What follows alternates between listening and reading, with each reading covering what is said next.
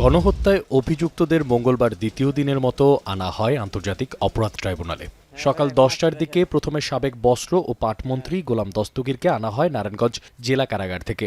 এরপর একে একে আনা হয় সাবেক মন্ত্রী আনিসুল হক, ফারুক খান, দীপুমণি, হাসানুল হক ইনু, রাশেদ খান মেনন, আব্দুর রাজ্জাক, শাহজাহান খান, জুনায়েদ আহমেদ পলক সহ 16 জন অভিযুক্তকে। শেখ হাসিনা সহ ৪৬ জনের বিষয়ে তদন্ত প্রতিবেদন দাখিলের দিন ধার্য ছিল মঙ্গলবার। আগামী 18 ফেব্রুয়ারি তদন্ত প্রতিবেদন দাখিলের দিন ধার্য করা হয়েছে। গণহত্যা এবং গুম সংক্রান্ত যে অপরাধ সেগুলোকে মিলিয়ে তদন্ত রিপোর্ট দাখিল করতে হবে, সেই ব্যাপারে আমরা সময় চেয়েছি। আদালত 2 মাস সময় দিয়েছেন।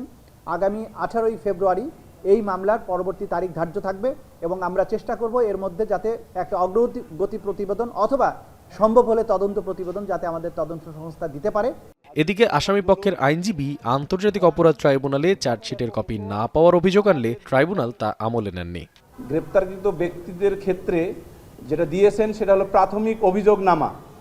আমাদের আজকের সেই বিষয়ে ফার্দার সাবমিটেড অ্যাপ্লিকেশনে ছিল যে কপি অফ এলিগেশন এবং প্রাথমিক অভিযোগনামা এক বিষয় না। এদিন চিফ প্রসিকিউটর শেখ হাসিনার বিরুদ্ধে জারি হওয়া রেড নোটিশের সবশেষ অবস্থা সম্পর্কে জানতে চাইলে আদালত সংশ্লিষ্ট আইন শৃঙ্খলা বাহিনীকে 2 সপ্তাহের মধ্যে প্রতিবেদন জমার নির্দেশ দেন। তার গ্রেপ্তারের ব্যাপারে যে আমরা ইন্টারপোলের মাধ্যমে রেড নোটিশ জারি করা, আদালতের যে গ্রেপ্তারি পরোয়ানা সেটা কার্যকরের কি ব্যবস্থা এবং ভারতের সাথে সম্পাদিত যে অপরাধীর বহিঃসমর্পণ চুক্তি অর্থাৎ এক্সট্রাডিশন ট্রিটি সেই অনুযায়ী কতদূর ব্যবস্থা নেওয়া হয়েছে সেটা জানার জন্য আদালত পরবর্তী 2 সপ্তাহের মধ্যে একটা প্রতিবেদন চেয়েছেন।